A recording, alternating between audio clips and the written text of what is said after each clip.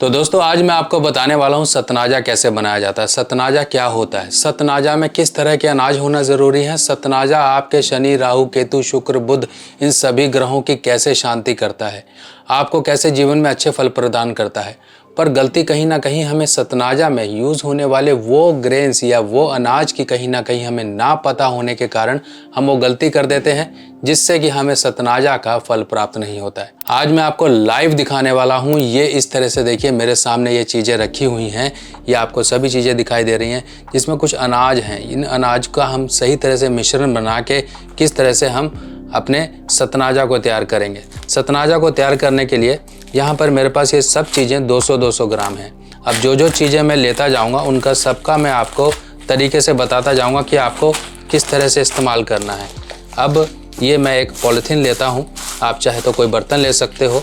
ये पॉलीथीन मैं इसलिए ले रहा हूँ ताकि इन चीज़ों को आपको बना के दिखाने में आसानी हो। अब सबसे पहले मैं ले रहा हूँ ये बाजरा जिसको आप इंग्लिश में मिलेट्स भी बोलते हैं। अब आपको मैं दिखा देता हूँ बाजरा क्या होता है। ये होता है बाजरा जो आप पक्षियों को या फिर नॉर्मल आप जो पशु आहार होता है उसमें भी यूज़ होता है। बाजरा आपको लेना है, ये 200 ग्राम बाजरा है और इस तरह से मैंने ये ले लिया बाजरा। अब मेरे हाथ में ये है चावल, ये मेरे हाथ में चावल है, ये देखिए टूटा हुआ चावल है। टूटा हुआ चावल आप लेंगे 200 ग्राम, ये भी आप 200 ग्राम इसमें आप इस तरह से अपनी सामग्री में मिला दोगे। अब ये टूटा हुआ चावल हो गया। अब आपको कई बार कहा जाता है कि आपको मूंग पक्षियों को देनी है, पर ये देखिए मेरे हाथ में ये टूटी हुई मूंग है। ये आपको टूटी हुई मूंग लेनी है, साबुत मूंग नहीं लेनी है। मैं आपको जो भी अनाज लेकर दिखा रहा हूँ वो सब के सब आपको देखिए छोटे छोटे दिखाई देंगे। इसमें कई बार लोग क्या करते हैं, मक्का डाल लेते हैं, बड़े बड़े दाने डाल लेते हैं, साबुत दाने डाल लेते हैं, वो इस्तेमाल नहीं करने हैं।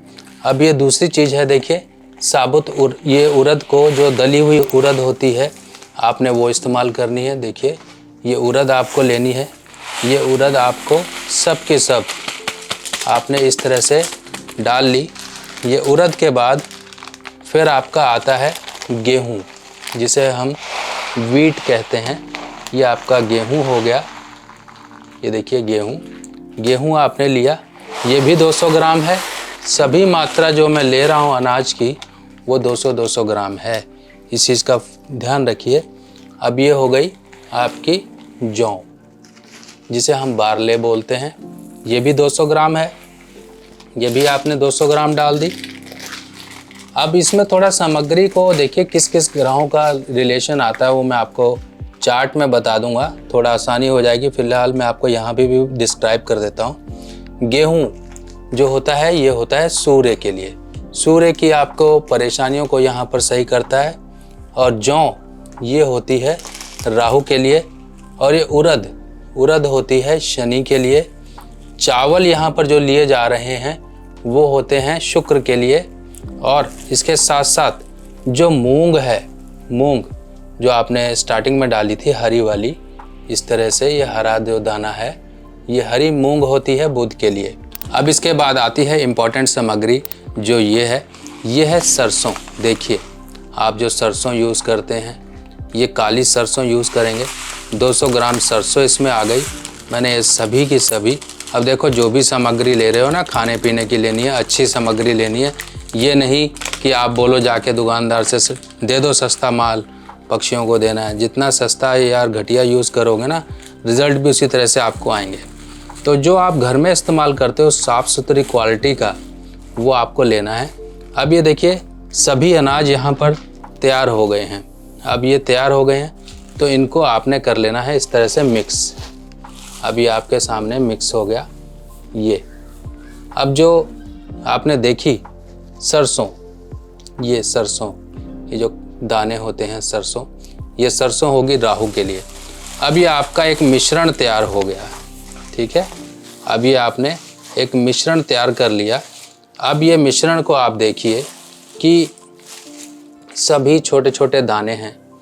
अब इसमें क्या होगा, इन छोटे छोटे दानों में 7 तरह के आपके अनाज आ गए, ठीक है, जिसमें आपकी सरसों आ गई और मूंग आ गई, उड़द आ गया, जौ आ गया, गेहूं आ गया, इस तरह से चावल आ गए। सभी के सभी 7 अनाज आपने ले लेने हैं। 7 अनाज आपके हो गए।